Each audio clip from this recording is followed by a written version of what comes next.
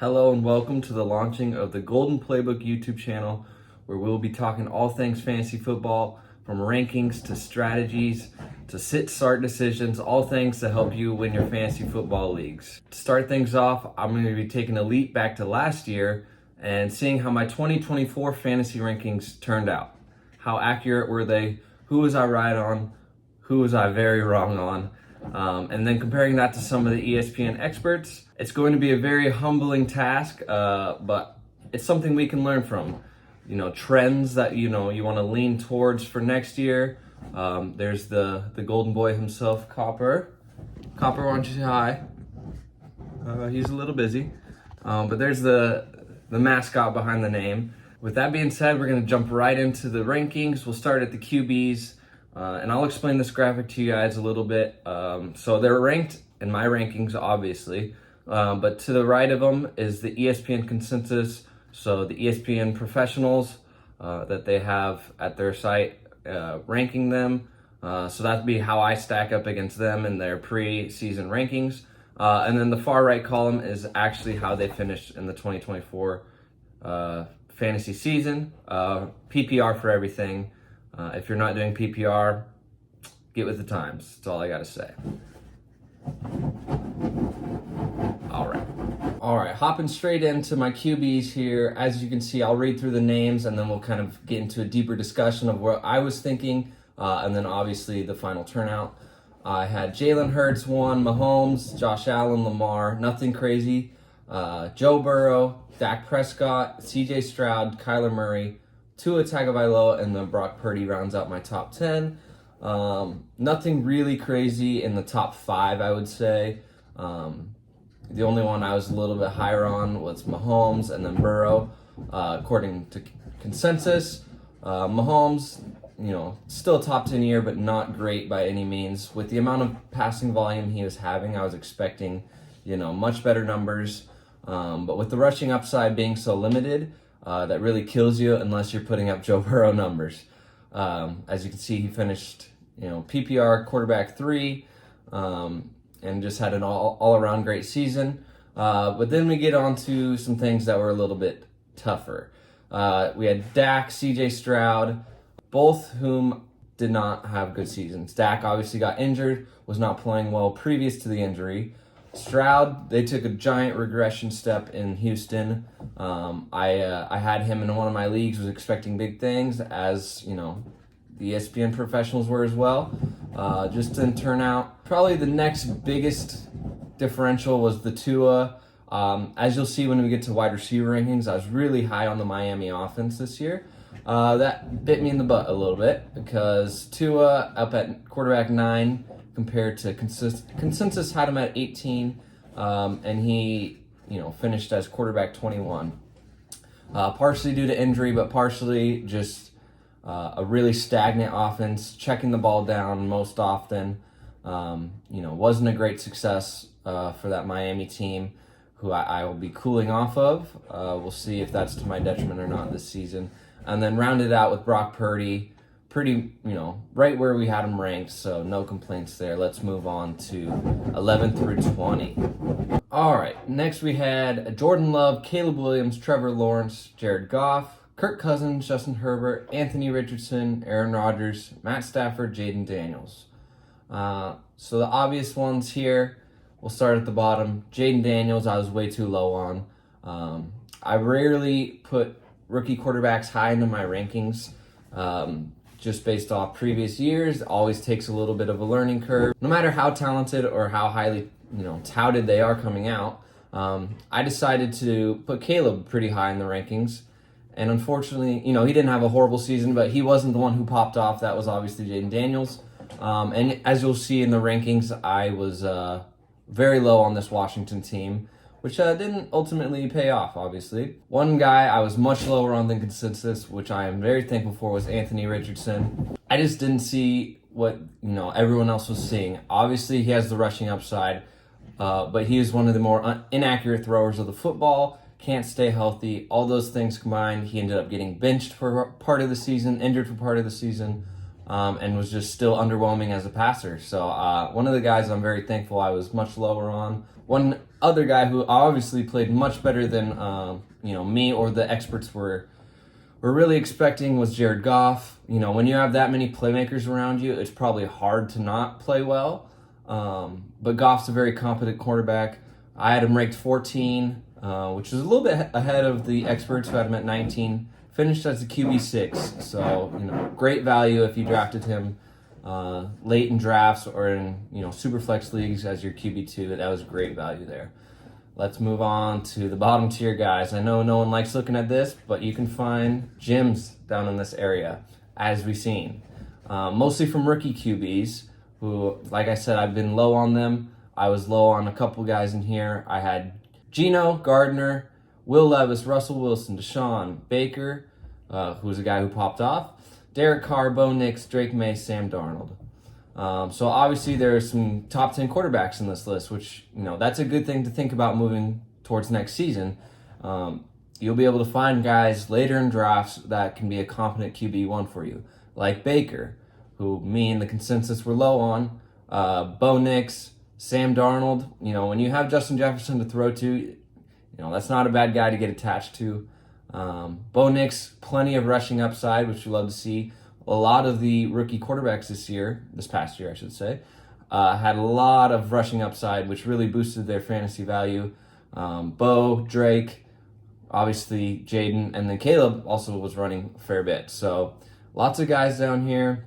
There's going to be lots of whiffs in this range, but it's good for us to remember there's plenty of value down in this range as well. So we got to be extra sharp. When you're not drafting the studs, that's when you need to be your sharpest. All right, that'll do it for the quarterbacks. Let's move on to the running backs, where there's much more variance, obviously. There's only one quarterback for each team in most instances, and there's plenty of running backs to go around. So let's hop straight into the running backs, where things will get more juicy. From top down, we have Christian McCaffrey, Bijan, Breece Hall, Travis Etienne, Jonathan Taylor, Saquon, Kyron, Jameer, Isaiah Pacheco, Derrick Henry, James Cook, and Devon Achane rounds out the top 12. So these are guys I have slated as RB1s. Outside of injury, obviously McCaffrey, Pacheco, Jonathan Taylor, those guys were all kind of affected by injury, which is why they're not in the single-digit PPR finishes. Breece was obviously underwhelming, but I was right in line, with consensus there. The one glaring one on the screen is Travis Etienne. He had such a good 23. I was expecting him just to be a PPR monster, catching, lots of balls. So I had him well above consensus, up at, running back 4, giving him lots of respect. Obviously had a horrendous season. Injury a little bit, but really he lost his job to Tank Bigsby, who is, an overweight runner who really is not good. So that really took a dump in my face. And to make matters worse, they now have Shane Waldron in town. So probably avoiding Jacksonville like the plague. As a Seahawks fan, I know how detrimental he was to our season 2 years ago, to the Bears last year. I was very worried. Should have been more worried, but I was worried. And now he's in Jacksonville, so watch out if you're Jaguars fan or fantasy hopeful. For the rest of the list, there was really nothing too out of the ordinary. Obviously, Saquon boomed for you. I wasn't that low on him, pretty much right in line, and then Gibbs as well. So obviously there's a lot of star power up here, but there's also the couple of whiffs. So those are who we obviously are trying to avoid. Moving on to the RB2 range, going down the list, we have Josh Jacobs, Alvin Kamara, James Conner, Rashad, David Montgomery, Ken Walker, Mixon, Aaron Jones, Tony P, DeAndre Swift, Raheem Mostert, and Ramondre Stevenson. It really was the bounce back year for running backs, especially older running backs. I count Saquon and Derrick Henry as older. Those guys, had great seasons. So did guys like James Conner, Josh Jacobs, Joe Mixon, Aaron Jones. All these guys, a lot of whom are in new destinations, had really great fantasy finishes. Guys I was a few spots higher on, James Conner, David Montgomery, obviously paid their price and then some. Guys I was a little bit lower on, like Mixon and Stevenson, had decent seasons. Stevenson a little more underwhelming. Mixon just got hit with the injury bug, but he played very well. And then to address the elephant in the room, Raheem Mostert, a guy coming off 22 touchdowns or whatever it was in 2023. I felt like we needed to respect him a little bit, although everything inside me said, a chance taking over, Mostert's washed, which turned out to be the case. So just because someone came off a really good previous season, you do not need to put them higher in your rankings just because of that. And then the last guy I'm pretty proud of having higher in my rankings was Tony Pollard. I've been a Tony Pollard truther for quite some time, going back to his Dallas days, of course. And when Tennessee signed him, I was thinking there's no way that he'll be behind Tyjae Spears, with all due respect. Tony P's just a great runner, great catcher of the football, and Tennessee relied on him heavy. Of course, Tyjae was injured for a lot of the season, but even when he wasn't, Tony P got bulk of the carries. Moving on into some of the tougher names to get through. But we have two more running back ranking slides. We got Najee, Jerome Ford, Zach Moss, Devin Singletary, Brian Robinson, Zamir White, Nick Chubb, Gus Edwards, Jalen Warren, Javonte, Austin Eckler, and Zeke. So this is getting to the point where there's boom and bust, obviously, as you can see by the finishes. You want to talk busts? I'll hand you Zamir White. He's never been good. I don't know what he was doing up here. Luckily, I was lower than consensus, so I'd never got him in any drafts. However, he should never be, touted in fantasy or probably even owned in fantasy. Here's a little visit from our mascot. Thank you. Moving on, Gus Edwards is in the Zamir White category for me. Zeke Elliott, obviously done. But generally speaking, this, range of rankings, no one really boomed.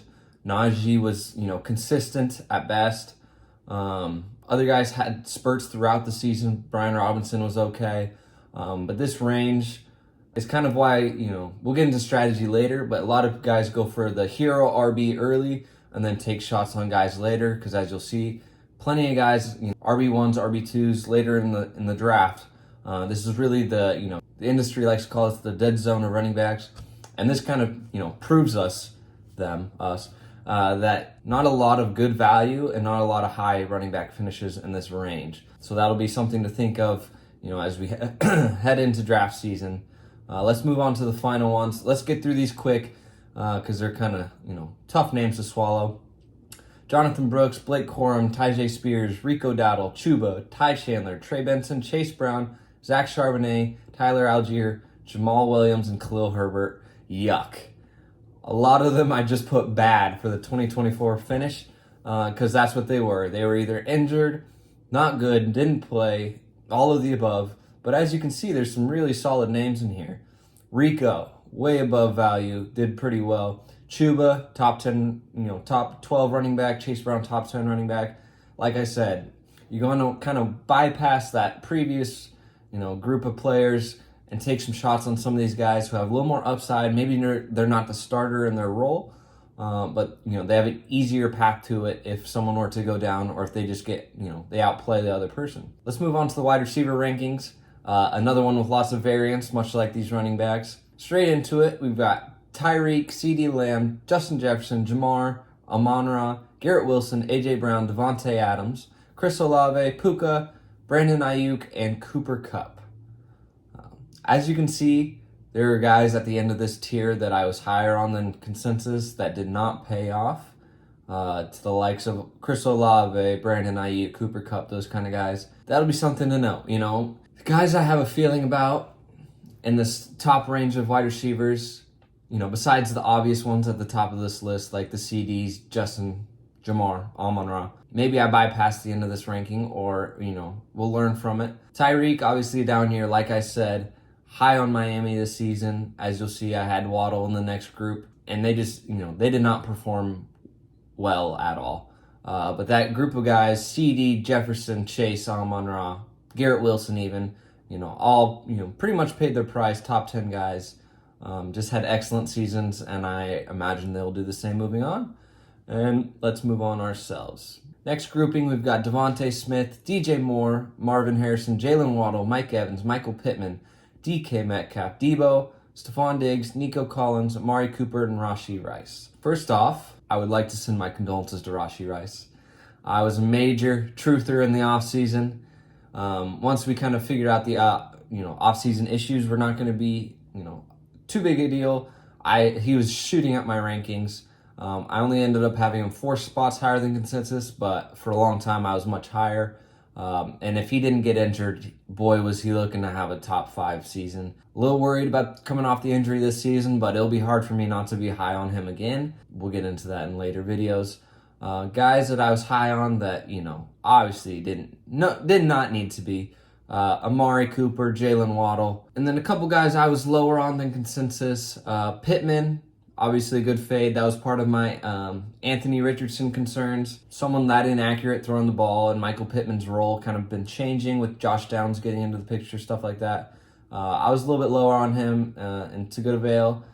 I'd say biggest surprises in this range were Debo, obviously Marvin. We were expecting fireworks. Just didn't really happen. Perhaps this year will be different, but it's a very inconsistent offense with Kyler at the helm. So, I'll be interested. I'll probably be lower than, consensus once again. But we'll see where Debo lands if he ends up staying with the Niners. That'll be an interesting name. And then last guy I want to touch on, DJ Moore. I was, high on him. I already talked crap about Waldron. Thankful he's out. I think DJ Moore could be in line for a very good bounce back season. Of course, he ended up as the wide receiver 16. So, if we're bouncing back from that, he's going to be, wide receiver 1 territory.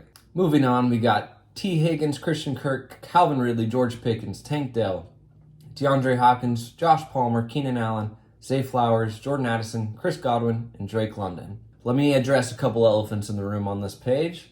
Drake London, I was low on him. Why? It's a very good question. Part of me didn't believe in the talent. I do now. Part of me didn't believe Kirk Cousins would have that all up and running as quick as they did. He did for the short while, and then Penix proved to be good. So that'll be it. Hand up right there. Wrong on Drake London. And you're going to be wrong on some guys. That's okay. Josh Palmer. Why was I high on him? At the time, I thought he was going to be wide receiver 1 for a Justin Herbert-led offense. If a player's never been good before, what are we expecting to change and have them be good? That's, again, hand up on me. And then other guys I'd like to, point out, Godwin had quite the season brewing until the injury. We'll see how he comes off of that. It sounds like Tampa Bay wants to sign him back. Addison played unbelievably. Depending on the QB situation, he'll be a guy who shoots up rankings this year. Zay Flowers, PPR stud. Other, formats, even half PPR, he drops quite a bit because he's a possession guy. Doesn't score a whole lot, but we can get into that later. T. Higgins, absolute dog. Was out many weeks and finished as a wide receiver 17.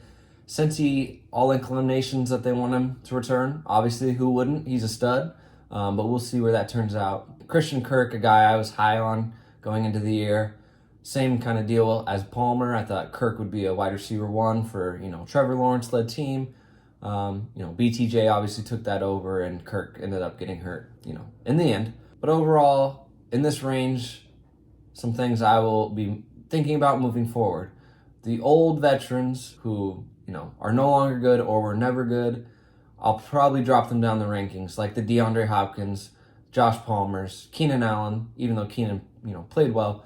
Drop them down in favor for some of these young guys who maybe haven't gotten to their full potential, but we have to predict a little bit. That's part of the game, kind of predicting their boom, as opposed to these old guys going on their way out. And that lesson I just learned would be a big one for this page, as we have Malik Neighbors, Deontay Johnson, Jaden Reed, Tyler Lockett, Terry McLaurin, Jacoby Myers, Rome, Jackson Smith-Njigba, Mike Williams, Adam Thielen, Cortland Sutton, Keon Coleman. So to my point, young guys, Malik Neighbors, young guys, Terry McLaurin, young guy, Jackson Smith-Njigba, Cortland Sutton you can even put in that group.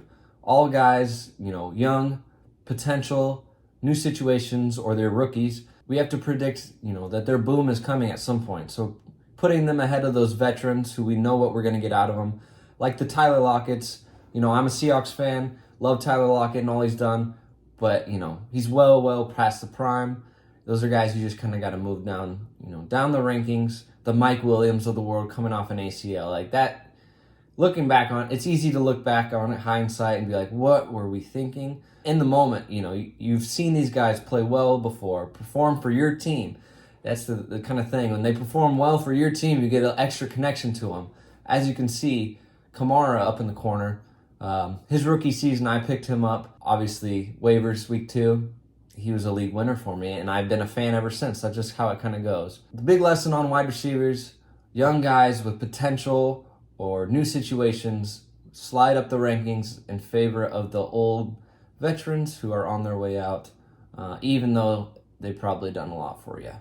Let's move on to the tight end rankings. These ones will be much quicker, as they're pretty much straightforward, just like the quarterbacks. All right, top of the tight ends, we got Travis Kelce, Sam Laporta, Trey McBride, Dalton Kincaid, Jake Ferguson, Mark Andrews, George Kittle, Evan Ingram, David Njoku, and Dallas Goedert. I fell into the trap of the Laporta. Everyone had him as tight end 1, coming off the big rookie season, and these kind of things just regress. He finished, tight end 8, so not crazy, but if you spent the draft capital that it took to get him, you could have ended up with one of those, top tier running back or receivers. Dalton Kincaid, I don't know what happened. I had a lot of promise after that rookie season. Just doesn't have a good role in Buffalo right now. Ferguson was my kind of, hot take guy last year. I really thought what he did in the playoffs, multiple touchdown games, was kind of carry over into this season. Between him getting hurt, Dak getting hurt, and just, the whole offense not looking great, that was obviously a big swing and miss for me. And it's just always the mainstays. McBride has become a mainstay. Kittle, Mark Andrews, these guys year in, year out are just putting up the numbers to be, top 5, top 7 tight ends. Let's move on to this second group of tight ends. We've got Pitts, Brock Bowers, TJ Hawkinson, Dalton Schultz, Cole Kmet, Pat Freiermuth, Luke Musgrave, Tyler Higbee, Conklin, Hunter Henry. Obviously, there's some horrible names on here. Let's get out in front of the Luke Musgrave. He's a nobody. Giving up his job to Tucker Kraft now. Higbee was coming off the ACL. That was obviously going to take more time than it should have. Freiermuth, Conklin, Henry are not going to blow you away, just going to put up the numbers.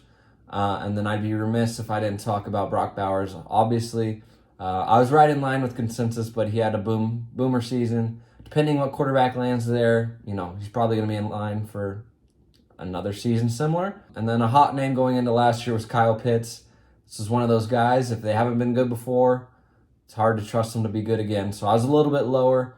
Obviously, he finished tight end 15, but that'll do it for the tight end rankings. All right, you guys, that's going to do it for today's video, going over the 2024 rankings. It's always very humbling to kind of go back and see how you did. I'm not seeing many professionals or content creators going back and looking at their rankings of last year. Everyone just puts out, this is what we have, and never go back and look and see how accurate were you. It's obviously humbling experience, but you can learn from it. We've already learned a few lessons from it that we'll reiterate heading into the summer, heading into our drafts. Young wide receiver value is my biggest takeaway, bumping them up in favor of the old vets. If you made it this far, thank you guys so much for watching. Make sure you like, comment, subscribe.